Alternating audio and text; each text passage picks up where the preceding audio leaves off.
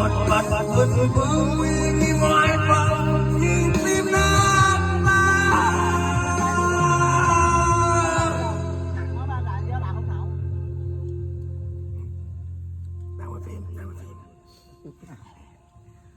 chút nữa có gì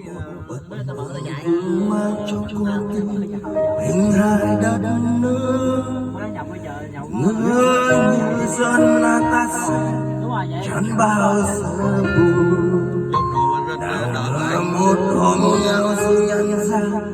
chẳng một ánh mắt khiến cho ta sẽ tâm